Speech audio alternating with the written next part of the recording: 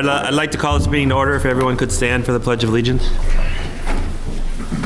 Pledge allegiance to the flag of the United States of America and to the republic for which it stands, one nation, under God, indivisible, with liberty and justice for all. Thank you. Okay. Any subtractions from the consent agenda? A motion to approve the consent agenda? So moved. Second. All in favor, say aye. Aye. Aye. Opposed? Okay. Presentations tonight from the Planning Commission. What's up first? Jody? Good evening, Mayor, City Council members. The Planning Commission had a short meeting on the August 2nd meeting. All members were present with the exception of Pamela and Steve. She was out of town. We had addressed the variance request. It was a continued open hearing on the Olson properties. They asked for a short continuance, so we held it open. We did make some requests for corrections on the application itself. Address was Forest Lake, she said Columbus, and the actual number, house number 6550.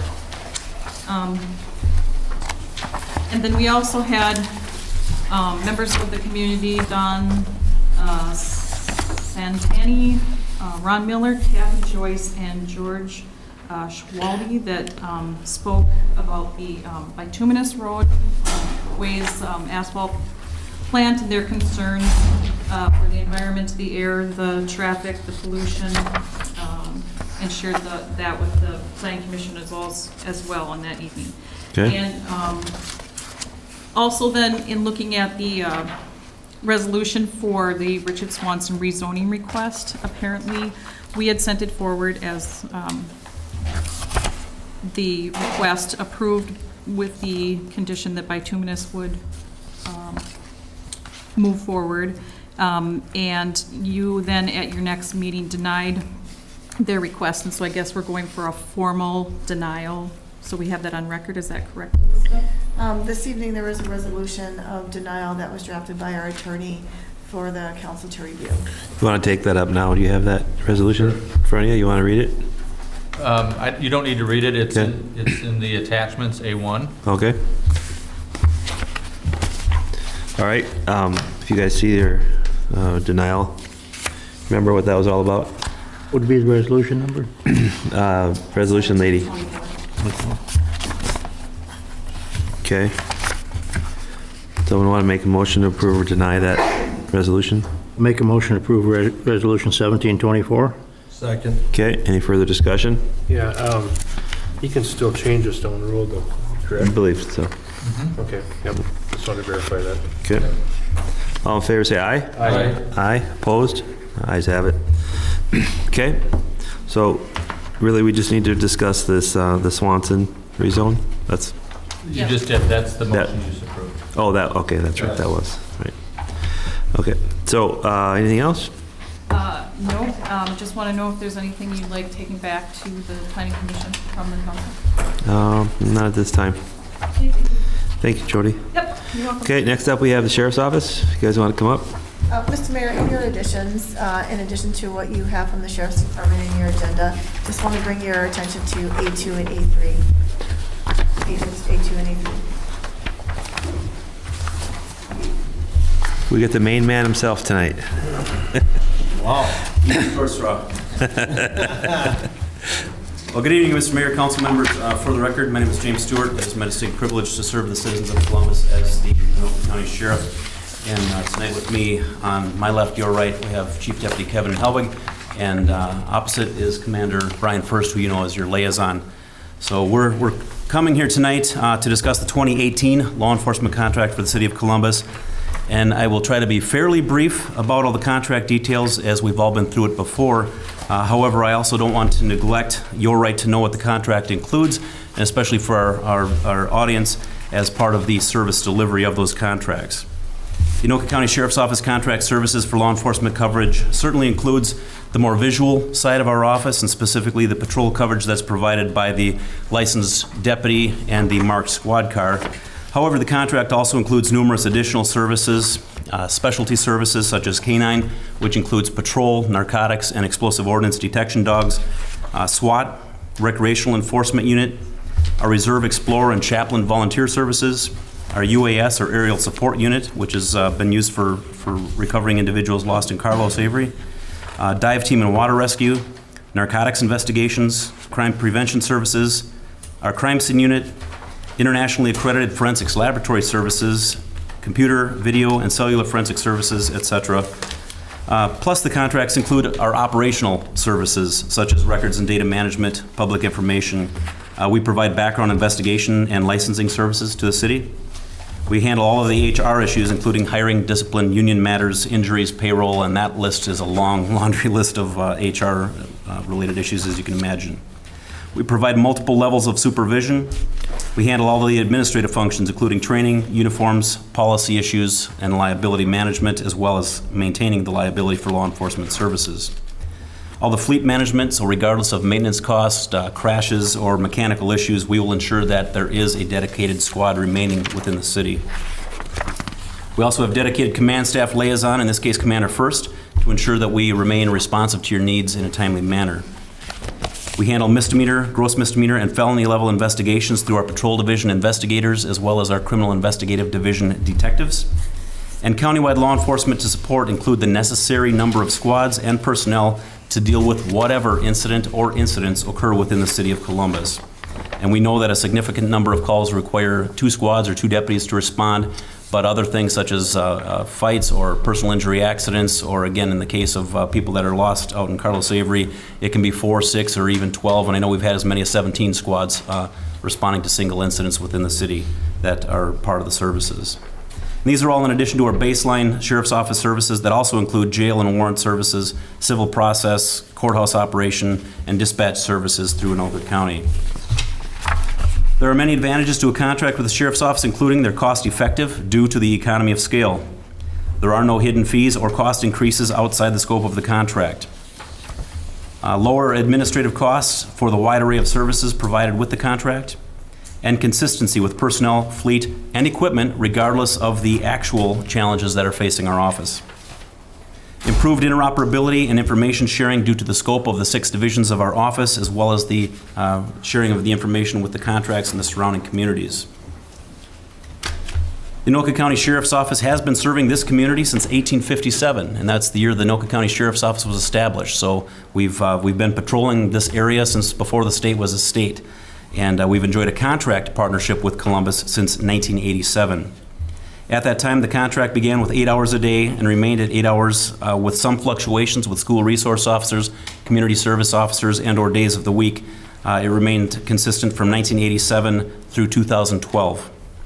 In 2012, we established a plan to move towards 12 hours per day coverage, beginning with the first step of increasing to 10 hours per day in July 2013. The plan was then to increase to 12 hours coverage by 2017. This expectation was laid out definitively in 2015. However, because of the public safety data system or the management system, the record system that was rolled out with what I would describe as implementation issues, I was not comfortable with the data that it was providing or the calls for service numbers that we were receiving for the previous year. And for that reason, we gave Columbus a by-year or an additional year in which we allowed the 10-hour coverage to stay in place. Now, we've since got that system up and running, and the data once again confirms the need for the expanded coverage. Following an extended year of the 10-hour coverage, we come tonight with the promised delivery of that needed 12-hour coverage contract that we've been discussing for many years. That 2018 contract specifics include coverage from January 2018 through December 2018. The specific coverage is 12 hours per day, 365 days a year. It also includes CSO coverage, or community service officer coverage, for 5 hours per week or 260 hours annually. Section 1, if you have our attachment A before you, hopefully you would, that lays out the personnel costs that relates to the licensed deputies as well as the non-sworn community service officers, all related benefits, insurance, uniforms, all the things related to the bodies Total personnel costs are $284,686. Section 2 lays out the vehicle costs, including marked and equipped squad cars for the deputies and the community service officer. And total vehicle costs are $49,836. And Section 3 outlays the administrative costs, which cover everything related to the administration of the contract, as well as support of, such as computer lines, the data system, and things like that, $32,684. Section 4 then brings us to the totals, and the total contract cost is $367,206. However, historically, we have always returned our police state aid that's given to the sheriff's office by the state to the contracting municipality. And in this case, Columbus, the return is $13,650. So the net cost to the city of Columbus for the 2018 contract is $353,556. Now, over the years, we recognized that need to expand the coverage as the Columbus law enforcement coverage had been inadequate based on our long-standing and often reviewed formula. While there may be a few that do not like our contracting method, most find that the benefits to the cities and to our citizens are substantial. And in fact, we recently had it evaluated once again by a national firm that came in to evaluate us for best practices at my request. And they went through our contracts and found them to be fair and equitable. The process allows, again, for us to be fair and equitable and provide those services to all communities when we hold everyone to that baseline or minimum staffing level. Related to that, I'd also like to remind our audience that when I first took office, the sheriff's office previous contracts held to a minimum 50% proactive time standard for all of our contracts, and that's based on annual calls for service and the related formulas that it takes to provide that coverage within the communities. Based on my desire to aid the cities and to work closely with the cities during the financial difficult times, we lowered that standard to 40% rather than the 50% coverage, and we found that we were able to still effectively provide service without having any negative impacts for our citizens. We have continued to annually seek and find ways to keep our contract costs to a minimum and only charge actual costs. Additionally, we return that annual police state aid to the contract cities as a courtesy. This is not a for-profit service. I need to clarify that. 12 hours a day has been the recommendation of my team since taking office and was also recommended to Columbus by former Sheriff Bruce Anderson. It is important to note that although the contract states 12-hour coverage, it actually provides for 24 hours a day of coverage with access to all of the available resources that I had previously mentioned. This contract will expand the law enforcement daily coverage to ensure that minimum standards are met so we can all feel good about the level of coverage that we are providing for our citizens as we work together to ensure a safe and secure community. So I thank you for having us here tonight. I assure you that we will continue to push ourselves to exceed expectations and to keep raising the bar to be responsive to your needs and to the needs of the citizens that we're proudly here to serve. And so I would now ask if Chief Deputy or Commander have anything to add. Otherwise, that concludes my comments. Thank you, Mr. Mayor. Okay, council? Do we have last year's figures in front of us anywhere? What's the increase? What'd you say? Last year's contract was 284. 298,680 total. That's with the CSO and with the police contract. So you're looking at $55,000. And this 353 counts as CSO? Yes. Okay. Right. And we're going up from 10 hours to 12. Correct.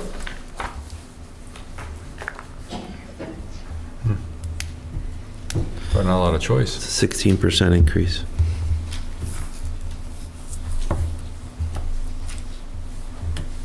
Mark? Although we did get a free year last year, and they put it back 1 year, so that helped out.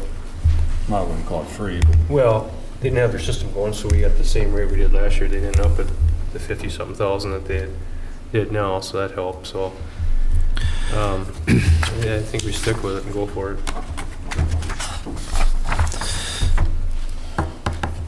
Got anything to say? Not much. Danny? Not much we can say. It's been told to us for quite a few years that it's going to be this year, it's going up, you know. And they did hold it down the last 3 or 4 years, so. in a big scheme of things, it's not, it's a lot of money, but it is not a lot of money, you know, It's not, what you get. it's, It's not what they're paying it for. I don't know how to say that, You didn't want to say it? no.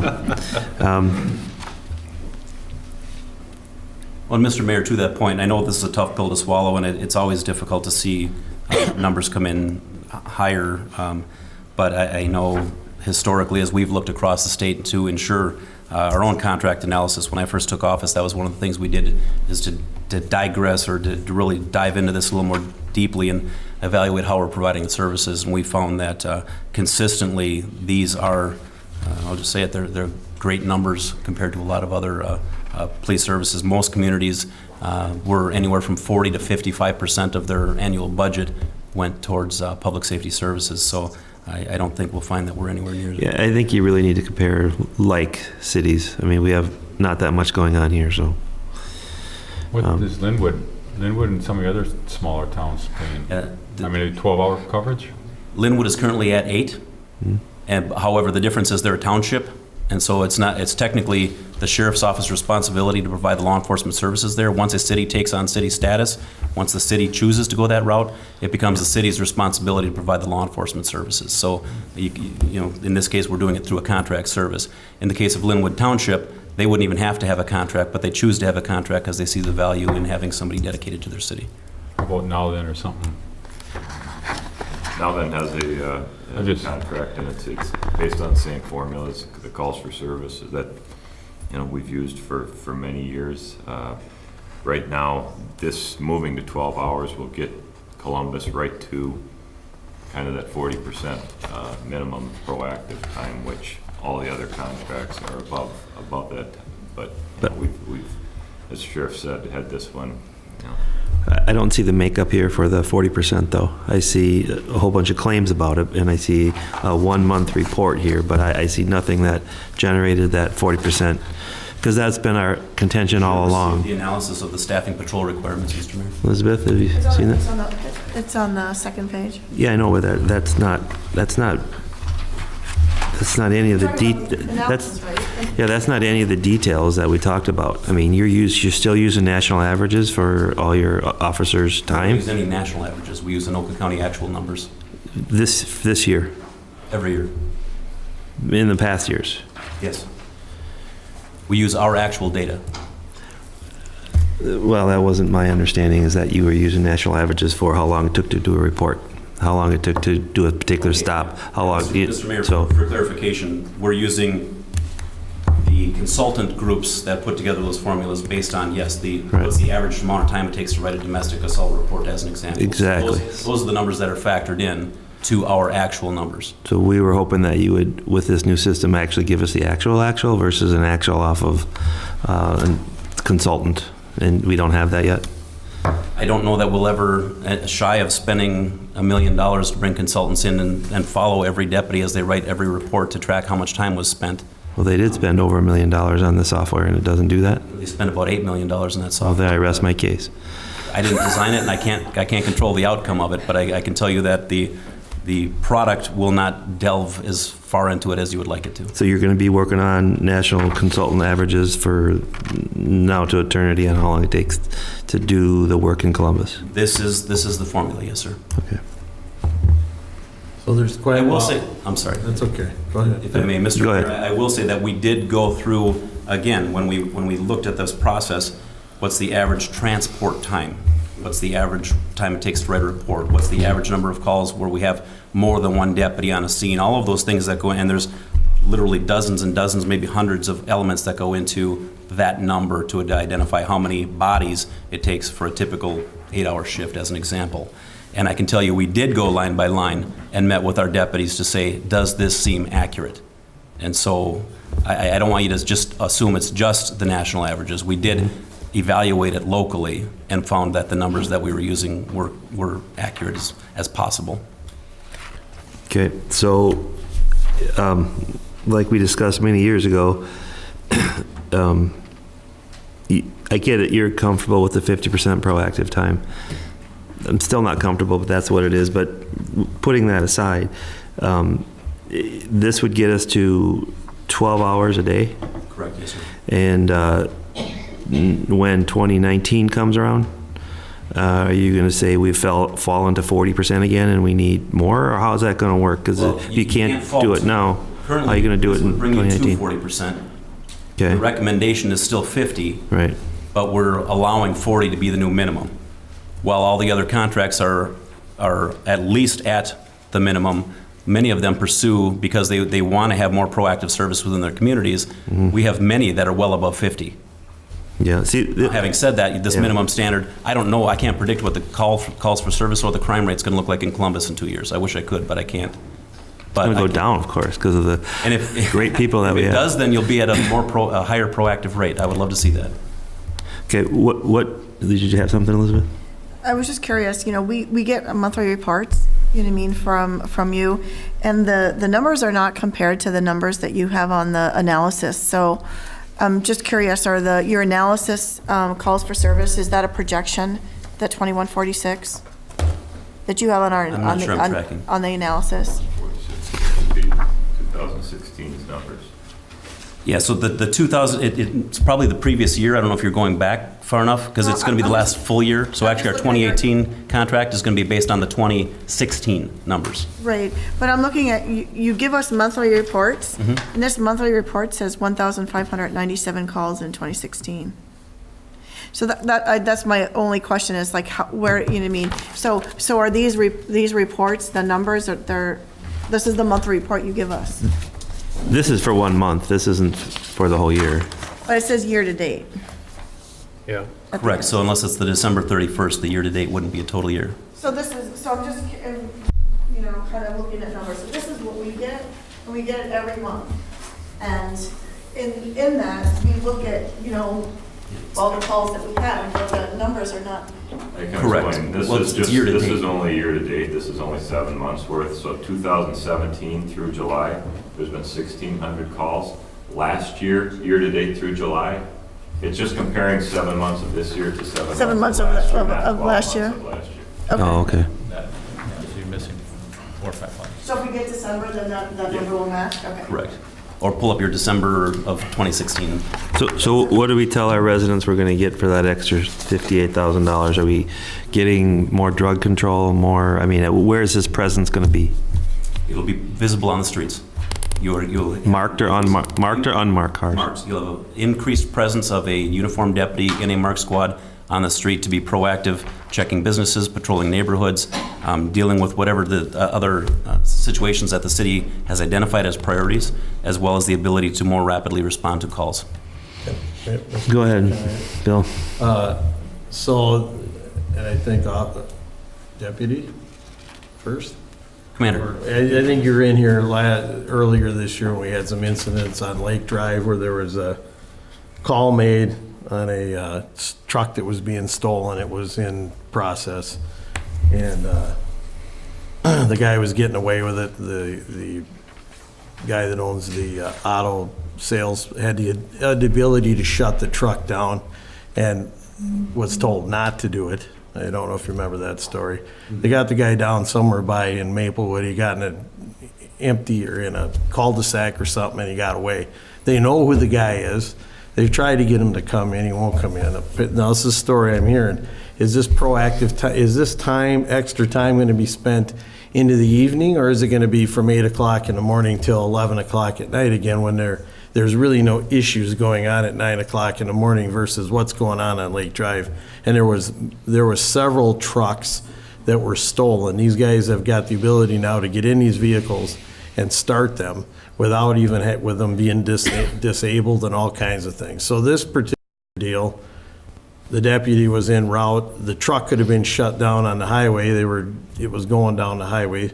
Well, I think when you discussed that with me the last time, the reason they wouldn't shut down a truck when it's actively going down the road is for liability reasons, because if you shut it down and it's traveling at a high rate of speed, you shut it down and it creates an accident on the freeway. Typically, you're going to make sure you know where that vehicle is and it's in an area that's not going to just create more hazard than the theft itself. and now I'm hearing the other side of the story, not a deputy's, not your guys's, so I'm trying to play the middle guy.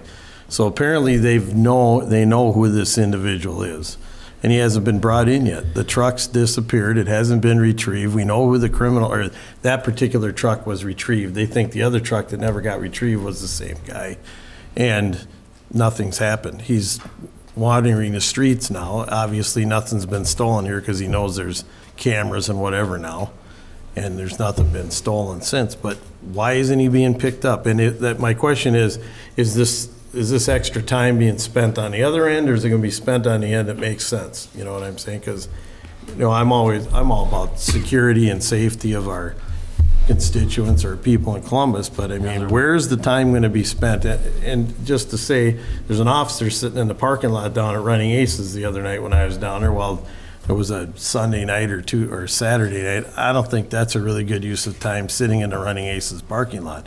They might like it, however, they may not like it, but that's not visible road time. That's sitting in a parking lot running license plates or whatever he's doing, Well, and it's not uncommon. I mean, if you see a squad car they've got to write the report somewhere, so we tell them we want you to be visible, as opposed to finding park behind a garage somewhere and write your report. No, we want them to be visible, so if there is a need, somebody sees a squad, they know where to go find them, because it's not uncommon to have people, come up to the car and say, hey, I need this or I need that. But yeah, I understand that too. The Highway Patrol does it on the side of the on-ramp going on a 35 almost every morning, so I know that. But I'm just saying, is it visible time is visible time. Well, and to your point, to the question on the front end of that, where is it going to be specifically broken down? I think what we have historically done continues to work, in that we would look at where are the calls for service, what are the big, if we embrace this 12-hour block, what's the best way to have it apply to the city of Columbus, and we'll certainly work with your desires. I'm sure Councilmember Peterson will agree with me. It's between 11 and 3 in the morning. They know that officer, that there's minimal coverage.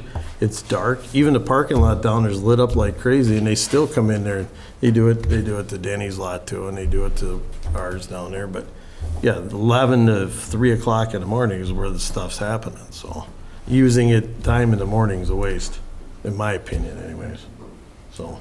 And that's something we certainly work with you guys on, as far as, typically the 8 hours, when it was 8 hours, it was always 3 to 11, and it didn't take long for people to figure out the Columbus squad is done at 11, and now the cars might be coming from further away. And, I know when I was the liaison here, we flexed it a little bit more to move it around, so it wasn't so.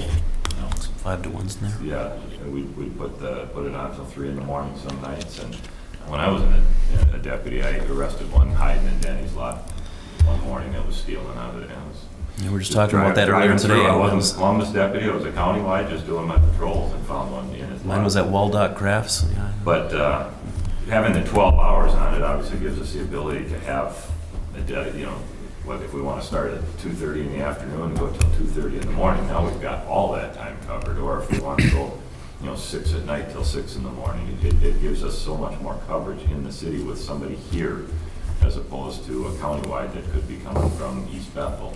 And it's not only Lake Drive, it's West Freeway Drive, it's all that commercial areas where they get hit in the middle of from 11 to 3 o'clock in the morning. So we got drug activity going on after 11 o'clock at night, all kinds of stuff. So will you mix up the hours, or are you going to keep them That's set? something we can certainly I would like to see that. talk about, and I think we did it now. Yeah, we would pull the numbers to back it up with statistics to say here's where the peak apparent need is within the city, and then sit down and discuss it. Absolutely. And you guys know where the calls are, Yep. obviously. Yep. Now, we used to share, kind of split the 8-hour deal with Linwood. How's that going to work? There'll be a 12-hour car dedicated right here. Yeah. Let me just ask you this. Is there anything that we can do as a city to help mitigate some of these expenses? I mean, I know this is your typical deal. Yeah, you could eliminate the community service officer coverage. Sure, Elizabeth wouldn't like that. That ain't working. He probably needs more time. And this year we did, since we moved to these new forts, they're a lot more gas efficient than the old Crown Victorias are. In the last 2 years, we've actually made significant cuts to our fuel costs in the contracts just because the cars are getting better mileage.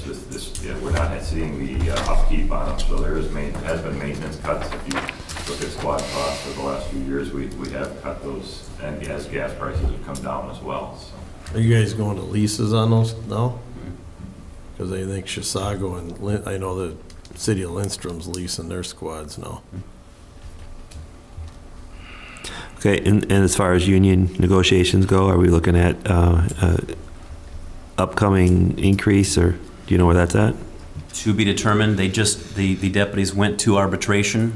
They got one of their more significant, which is another one of the factors here, they got one of the more significant awards in many years that was coupled into this. And I could only do a coin toss or a crystal ball to predict what the future holds. But I'm saying this has an increase already in it? Correct, yes, sir. This accounts for the last year's contract. Okay. Well, I'll make a motion to approve the contract at $353,556. I'll second that. Okay, any other discussions? All right, all in favor say aye. Aye. Aye, opposed? Ayes have it. Thanks for all your hard work, guys. Thank you very much. That wasn't that terrible, was it? That wasn't that terrible, was it? It was not terrible at all. Thank you very much. Could have You've been giving him the short straw for the last few years now. Could have been worse. Take off my boots, now I can relax. Thank you. All right, moving on. Public open forum. Is there anyone here for public open forum? If you're going to speak towards the blacktop plant, we ask you to hold off because I've been advised that that's in negotiations yet, so we're not taking any discussion on that at this point. Anything else? Anyone has here? Come on up. On the agenda or not on the agenda? Not on the Okay. Mayor, Council. Your name and address? My name is Lynn Carver Quinn, and I live at 7540 152nd Lane Northeast. And I know that it always starts with one thing. I moved here 7.5 years ago. I spent 30 years in North St. Paul, 15 years on their planning commission, ran for city council, and it happened to me there too. So the asphalt thing was brought to my attention, and it got me thinking, and I was kind of driving around, and I just want to give you something to think about, the domino impact of what happens in Columbus. Now, somebody told me Lake Drive a couple years ago got zoned commercial, okay, or parts of it. So what do you want this city to be? So I was driving from Vadnais Heights up, and you know, they got at the exit the blue signs with like a gas station or this or that. Information So, signs. you know, you go from Vadnais Heights, you have to go to North Branch to get to a Caribou. So what do you want for the town? Don't think they're gonna come to you. Let's start reaching out and being proactive. When I was in North St. Paul, we did a workshop with the city council and the planning commission, and what do we want? Now, Chipotle is looking in Forest Lake. Here's what I have to say. Go get them. Don't let them go to Forest Lake. You know what? People will come to Chipotle if it's in Columbus. So what do you want to attract people here? You know, I heard about this asphalt thing, and I'm like, okay, that's not attracting, that's detracting. You're gonna lose residents. So get together and define what you want for Columbus. When you come up the freeway, there's nothing to get off on 23 and 97 but a gas station.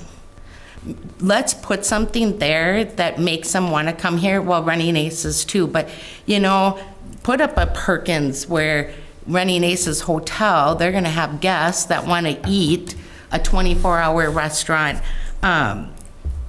and just work for a healthy community.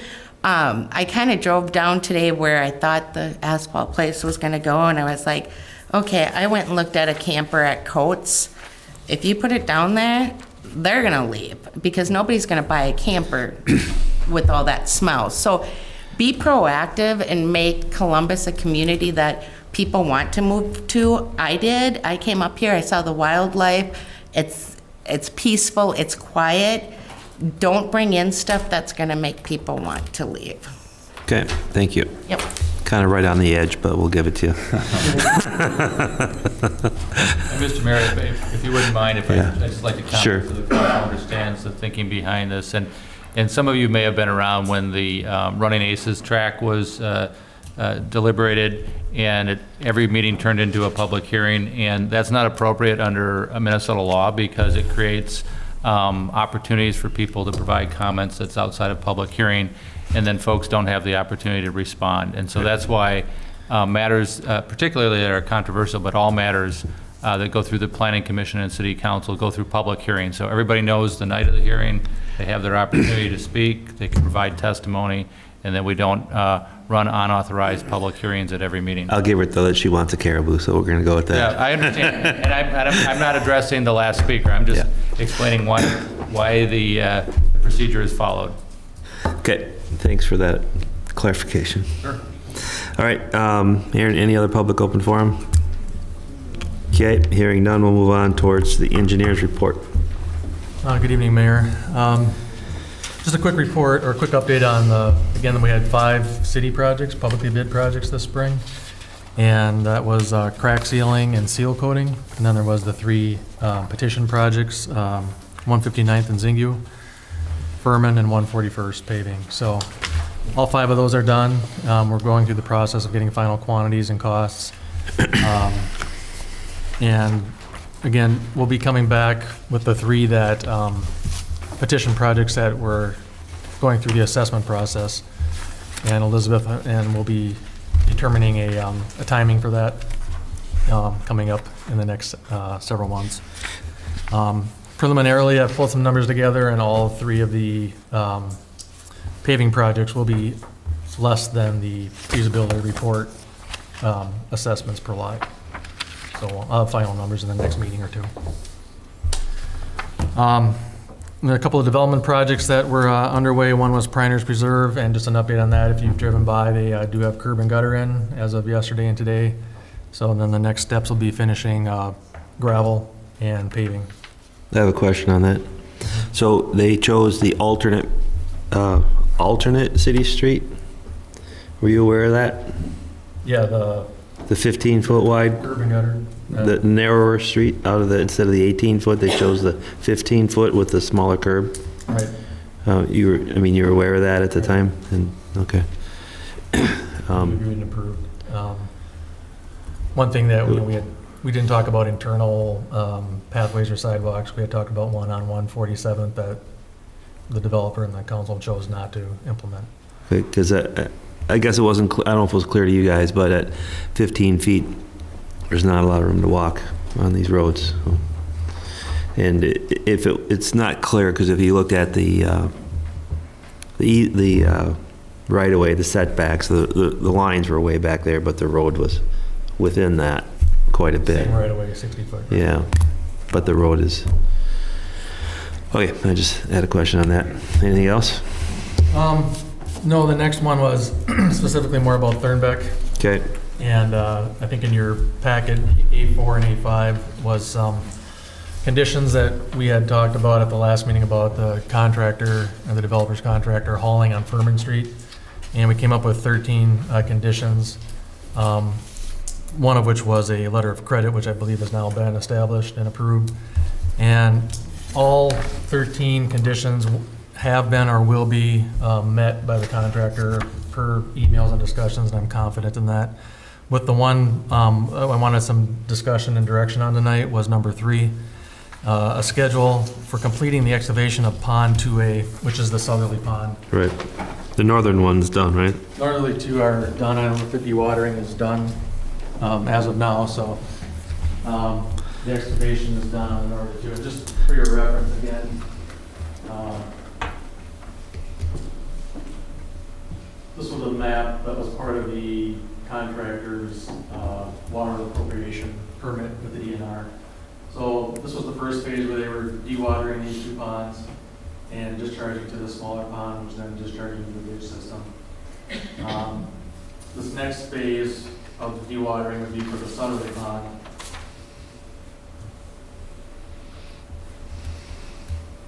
Which is called Pond 2A. And that will be discharged, the water that will be dewatered from that pond is anticipated to be discharged up into this northeasterly pond, filling these back up, and then if that overflows, then discharging the same route. When will that start? I don't know the exact date, but. Actually, they're here today. You guys want to come up and answer some of these questions, as long as you're here?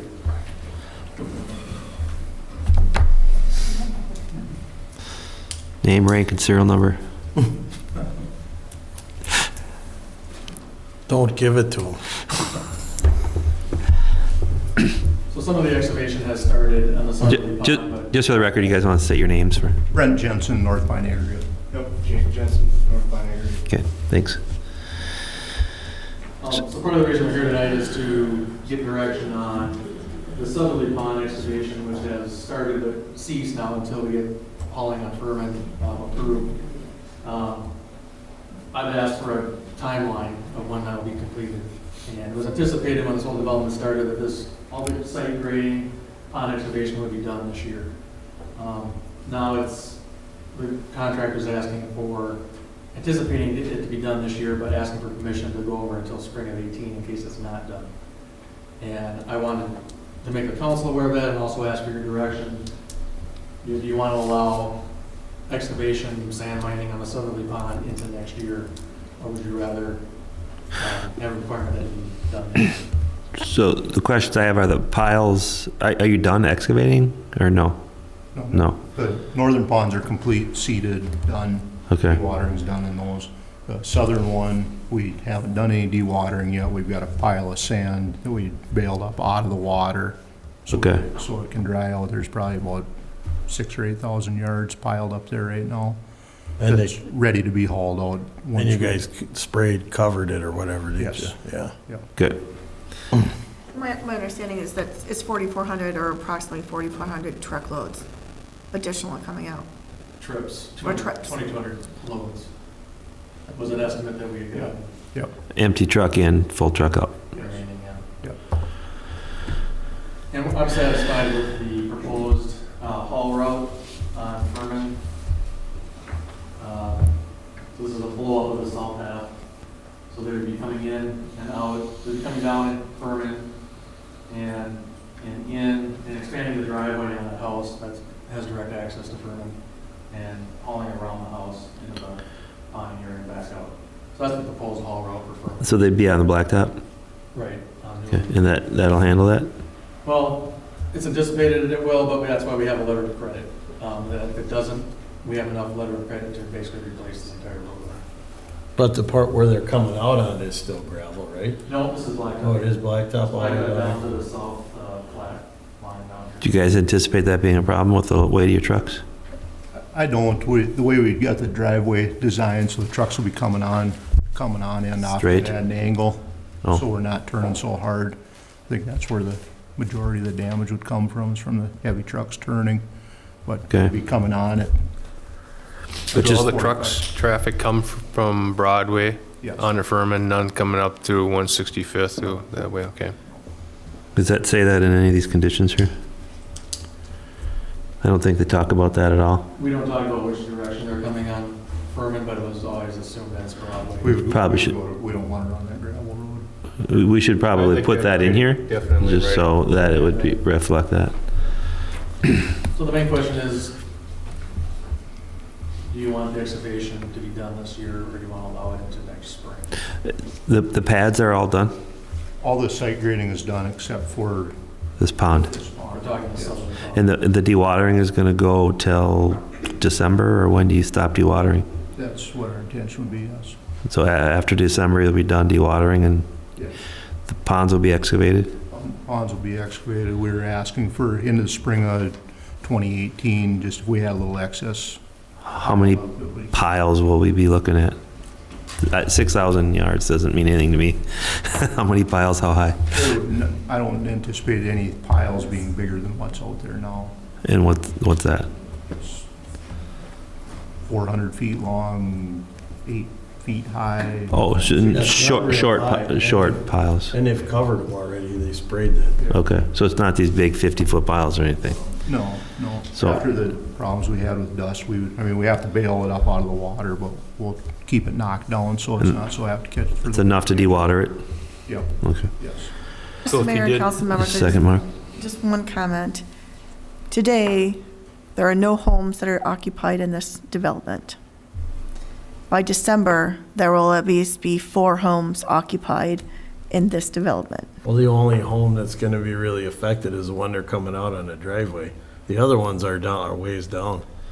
They're on the cul-de-sac, so they're on the back side of this pond. Yeah, I know. They're west of the pond. So your contention is But that again, they get approval from these residents so that we don't have to hear about it? I'm just At saying least that, notice. I'm just saying, It's reasonable to yeah. say in their closing documents that they know that there's going to be mining activities perhaps through, And they're not closed on, those 4? I don't know if they're closed or not. I don't know when closing takes place. We just know when a building permit is applied for. And you have those? They're already issued. They're already issued, the 4 that you're talking about? There's, I believe, 3 on the cul-de-sac and 1 on Furman Street. I just think when you start getting people and kids and school buses and all that sort of thing, that's when you have complaints about trucks going on the roads and dust, blowing sand. How far into the spring are you talking, We would be done before the road restrictions go on, that would be. before they're off? Before Or they're on, before they're on, so the one's frozen yet? so Okay. whenever that would happen, February, March. And hopefully we would be done by the end of the year. Okay.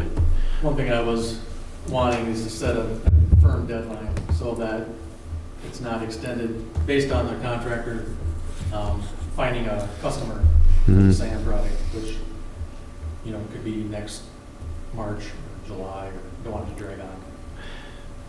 Right. We also don't want this to drag on, You wouldn't, we would like to be done here. you wouldn't move it twice, right? It's not cost effective to pick it up, place it, and replace it. Okay, Elizabeth, your concerns about the homeowners, how do you want to get that addressed? I agree Bring it to that, your attention yeah, because we have experience in hauling through neighborhoods, and We do. we know what happens when they haul in neighborhoods. more than we'd like to have. She laughs over there.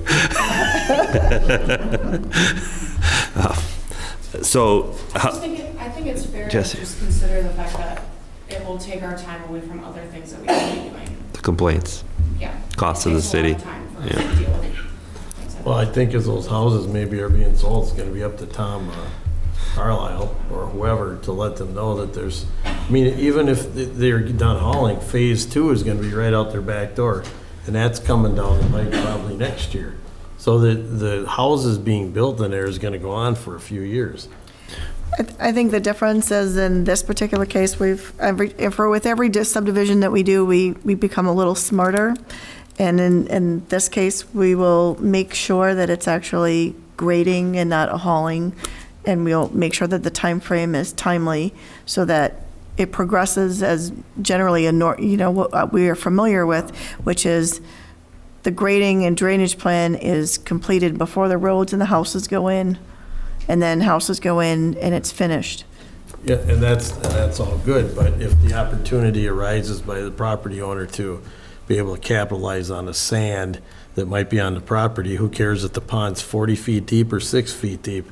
I mean, it's all costs a lot of money for all this wetlands monkey business, and this maybe offsets some of that, and the rest of us. But you're right, Bill, I agree. But if we knew about it ahead of time, Right. we would have handled it differently. And I don't have any problems with that, it's just I don't think it's up to us to tie the contractor's hands behind their back just because they're hauling sand out and they have an opportunity. So, I mean, if the people are gonna go in there, they need to understand there's more phases coming. And that's what we're trying to get Right. It's on not paper. uncommon in a developer's agreement to have timeframes for when the phase will be completed. And I'm okay with that. Yeah. So- You know, we've done it with Forest Lake Contracting and so. So I think number 14 needs to be that Tom Carlisle is responsible for informing the potential purchasers of those homes to that this is gonna happen and will be done before the road restrictions in 2018. That sound fair? Yes. Yeah.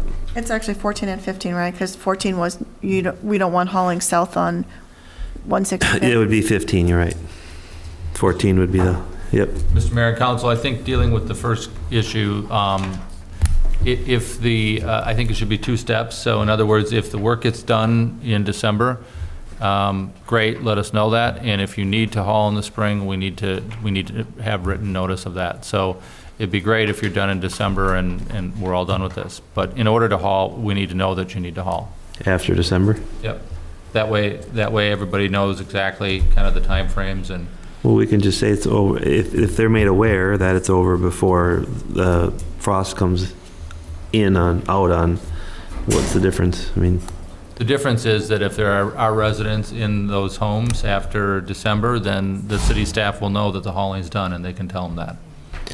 he's not gonna be able to know when he gets his, I mean, are we saying we could deny it at that point in December? No, it's just that if they need to haul after December, they're gonna send email to us telling us that.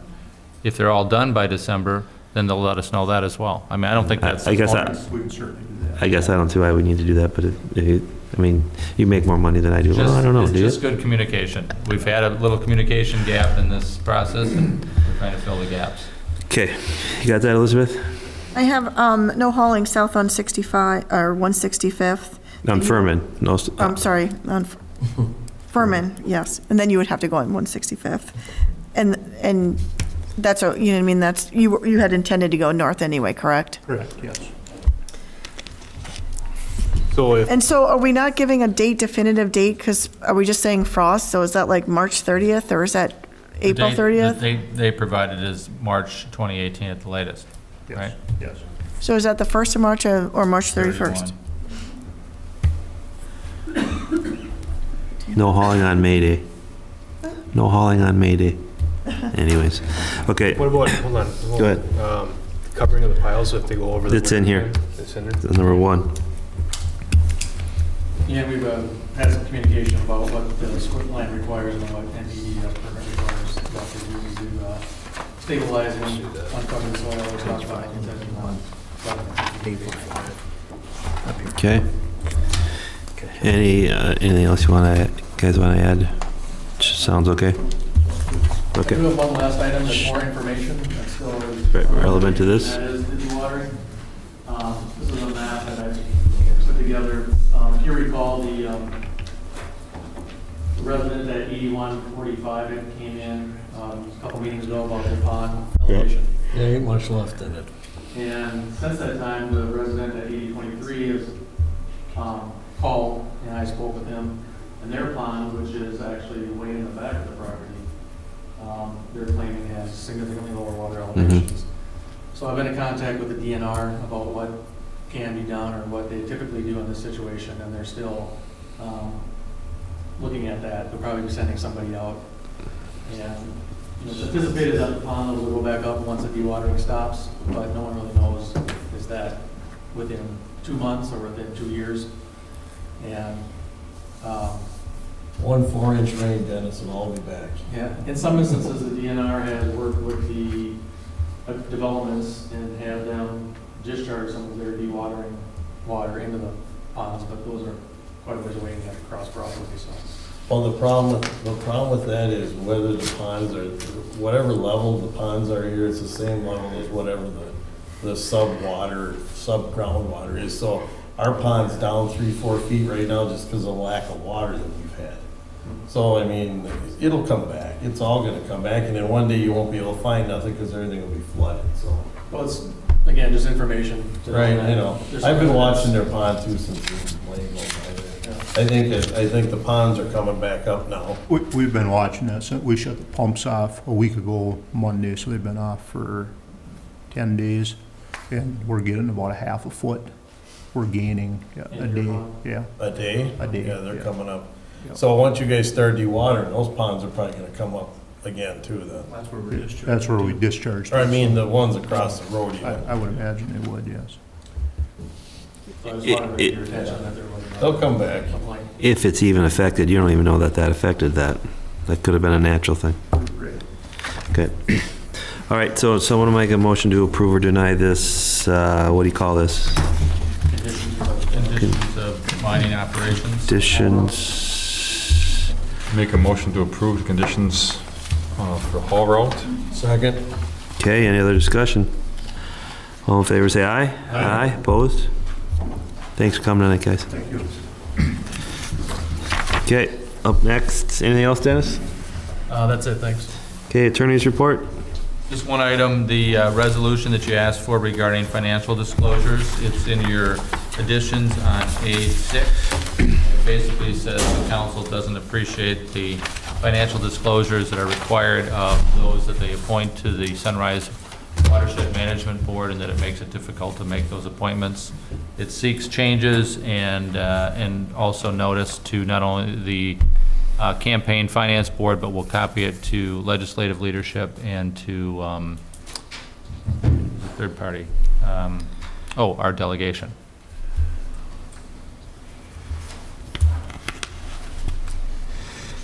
It's just, that's number 2, is they're directed to prepare a letter. Yeah, and the letter will go for your signature. Okay. Be glad to sign that. Anyone want to make a motion to adopt this resolution? Make a motion to accept it. Second. Any further discussion? All in favor, say aye. Aye. Opposed? The ayes have it. Anything else, Mr. Griffith? Yes, Mr. Mayor, I've been asked to give you just an update briefly on the process for possible amendment of the light industrial district. That, as directed at your last meeting, will be drafted over the next probably 30 days. One thing that we want to do is incorporate performance standards for that use so that it's clear where it can be allowed within the LI district and where it would not be allowed. For instance, we have spacing requirements on billboards and other uses. We would employ spacing requirements on that use, and 10 miles. You'll decide. Okay. There may be, I'm just saying, there may be just one location ultimately if you approve it. And I have emphasized to the attorneys who have been calling that this is a very discretionary item, meaning the council can say yes or the council can say no. That decision hasn't been made. So that would take about 30 days. That would put us into probably the September Planning Commission third week in September, Elizabeth? The second week. Second week in September. No, second meeting. Second meeting in September, which I believe is the third week. Okay. And that would be for the Planning Commission's discussion. That would not be a hearing item at that point.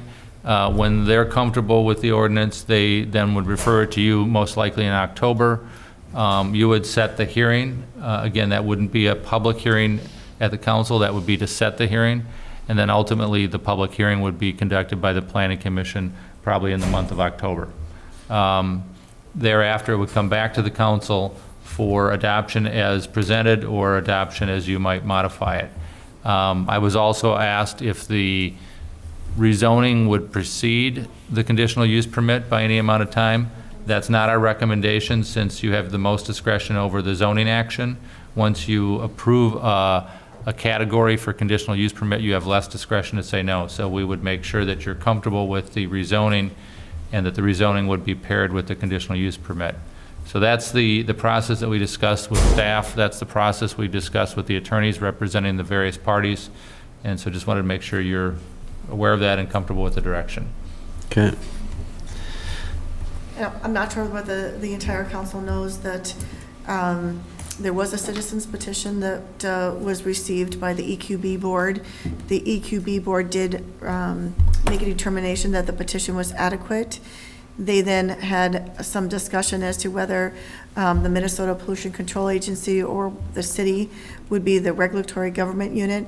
It was determined that the Minnesota Pollution Control Agency would be the regulatory government unit. Generally, it takes between 15 and 30 days to process their recommendation. We're in that period right now, and we have been told, meaning the city, they've informed me to pass along that the city cannot take any formal action until that determination is made as to whether an EAW is ordered or not, or the findings from the Minnesota Pollution Control Board and their order. Okay, so we're waiting on that. All right, council report. Denny? None. Mark? We had a park board meeting this week, gonna start going over the budget. Looks like we can kind of keep that flat where it was at last year, so that was good, because it was next to nothing. We gotta find $55,000 somewhere. Yeah, we do. All right, and then we also started taking up talk about possibly eliminating the Howard Lake Drive Park. Oh, let's do Lack that. of use, number one, there's no parking lot for anybody to park there to. Well, there's, and we'll probably get a bunch of people filling up the room, but if you look at the swing set, there's grass growing where the Yep. feet would go, so obviously it's not used. And it doesn't meet the, it's not ADA Compliant. compliant.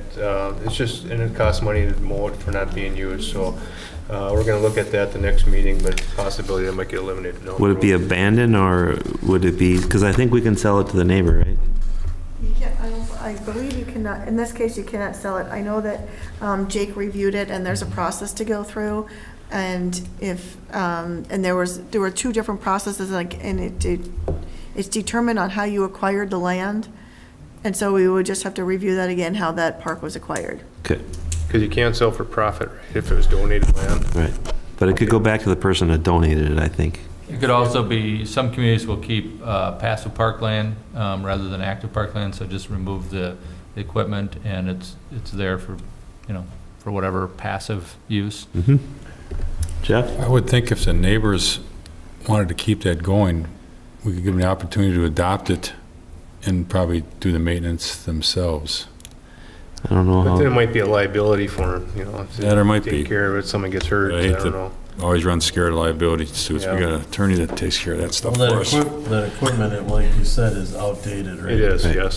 All right, And money would have to be put in it pretty soon with the equipment, the stuff around it, and then cutting the brush and putting, whether it be wood chips or P-rock around it, so it just isn't feasible in our budget or even No, used to justify I think it it. should go. I agree. You guys agree? Agree? well, I You think don't we agree should yet. put it up for adoption if somebody wanted to do that, otherwise get rid of it. 'cause I Well, don't think it it's still has to go for the park board before it brings back up here, correct? Yeah. We have to make You recommendations. should and make that'll a be done recommendation. At the next meeting. Yeah. Okay. I like Bill's suggestion, putting in like non-use, because we got some park land now that is non-use that we don't We do? do nothing, just sits there. And then we get complaints because the water runs off it. Well, that was a different park land. We would, Mr. Mayor, if that's your direction, either to let it go passive or sell it, we'd come back with the kind of steps. We'll wait till they come up with a direction. Recommendation. Anything else? Yeah, I had the first fire board meeting the other night. It was pretty interesting. A lot of stuff. It was, wasn't it? Yeah. You should have been. Yeah, I don't know why you gave that one up, Jeff. It's fun. Yeah. I was at the Cable Commission today. It meets twice a month now, so I mean, that's probably one of the reasons I gave it up. So, So we're talking about possibly getting back a fire inspector. not really. I mean, Yes and it no. was That's brought what- up. That's what's been brought up. So, Okay. I'm go with that. Anyway, that's all I have. Thank you. Cable Commission meeting, we met this afternoon, talked about the budget. Basically, as is, Wyoming, Scandia's considering pulling out, they got one more year of paying dues. Right. But they got a representative there, so we'll see what he does. And Paul, the coordinator, is gonna come and give a spiel on the budget and introduce himself and talk about the direction they wanna go. He also wanted you to get Yep. hold of him. I will. Okay. For the equipment, we're gonna get $25,000 in upgrades in the Yep. chambers here. Yeah, we gotta get going on that. So I need to get going on that. That's all I have. Okay, Bill? I don't have anything. I just want to thank all the staff and Elizabeth for hanging in there the last few weeks. It's been kind of busy, more than busy, so Little you're doing a great job hanging in there. between tornadoes and Mayor lawyers? left, and we had to deal with tornadoes and all kinds of other stuff, so I want to thank all you guys for hanging in there and keeping going, so. Okay. I just have one thing. I think we need to look long-term on our freeway district. We have, Hornsby and 52, 54, 52. 54. The southern end of our city is starved for access. The northern end of Lino is starved. Southern end of Forest Lake is starved. I talked to the mayor of Forest Lake, and I would like to get you guys' opinion on we need to start and be aggressively pursuing an exit at 80th Street, exit and entrance at 80th Street, and an exit and entrance at 54. It's probably a half exit there. I think the 4 cities can get together and do some damage and get that. It's maybe 10 years away, but the sooner you start, the sooner you get it. It was talked about a long time ago, before any of this development was there. It was more of a pie in the sky thing. I think it's more than a pie in the sky thing now. We have people trying to develop there. The other 3 cities have people that want to develop there. So I really think that we need to start aggressively pursuing MnDOT for those exits and entrances. I would think it could take less time. It took us less time once we got going with the bridge, and that's a way bigger, more expensive project. Yep. On ramps and off ramps, and that would relieve, on the south end of West Freeway Drive, would relieve a lot of traffic. You could go to Ziegler by getting off on, you probably couldn't go north or get off from the north on 35W, but there'd be a half exit there, and I envision a full exit on 80th Street or County Road 4.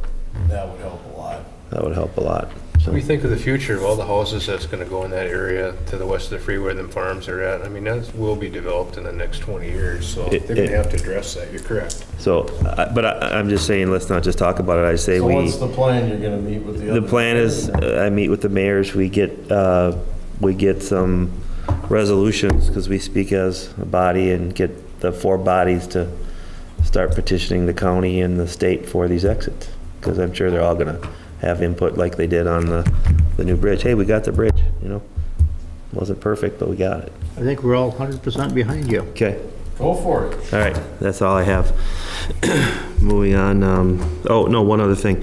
The other thing is, right now, in Rice Creek watershed, there are 2 cities that do their own watershed, and not the ditch authority, but the watershed authority. And I believe it's Hugo and Centerville? Circle Pines. I always get them backwards. Circle Pines. I would like to see exactly why they do that and what benefits the city gets for doing that. I think to be a better, more easier to develop community, we might want to look at what that would take to do. But don't Be our own they have a authority. person on staff that does all that? Yeah. Their own staff person? Need a person, a full-time engineer. Yeah, well, let's see what revenue is brought in. I'm learning the process. It's quite involved, so that's one I'm just going to be looking at, what it's going to take to do that. All right, nothing else I have here. Public Works report. Uh-oh. JW. Oh, boy. It's coming up this time. Backhoe, bulldozer? No. Bigger dump truck? How are you going to do without $55,000? Don't think I'm gonna be able to help you with that. You don't have a choice. Just want to talk about the signs. Yeah, they look great in here. I know. It's too bad there's nobody here who wants to buy. We're trying to sell this place, but nobody wants to buy it. So we're actively working on that now. We bought the posts and got an auger to put them in. So within the next, hopefully by the end of next week, we should have at least 1 or 2 up. Okay, nice. Providing nothing else crazy happens. So which ones you going to do? We'll start on the northeast and northwest. Okay. And then we'll do the southwest. Okay. Because we do need to do that development, show where the Chipotle is going. Right. Right. Yep. Okay. We just had all the lights replaced in the Public Works building, cold good. storage and the tool room and the shop with LEDs. Okay. So I'm going to be very curious to see what that does for our electrical cost. Should help. And then I think we got a letter from a Forest Lake resident. Regarding? I haven't read myself, but I think you guys all have that. Do I? It came through A7. the website first, and her Oh, there it is. emails. A7. And she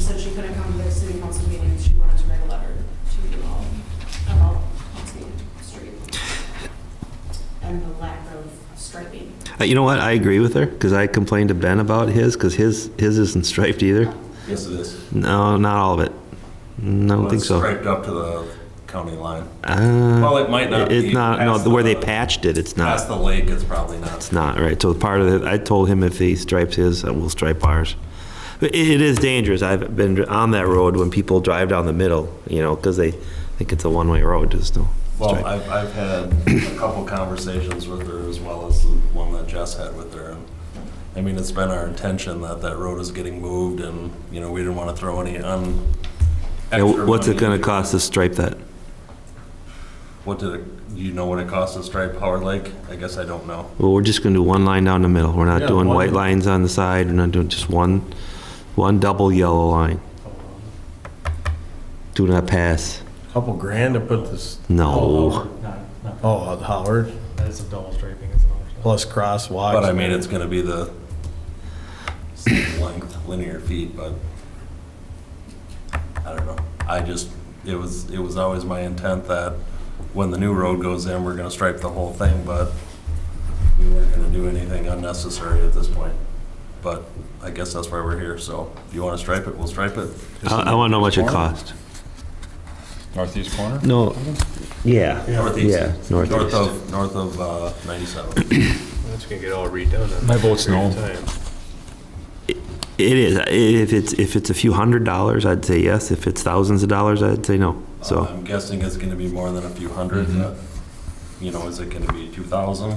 I guess I don't know that number, but You know, the other thing they do is they put little tiny, little white, little reflective things, and that could be very cheap down the middle. At least it gives you some indication.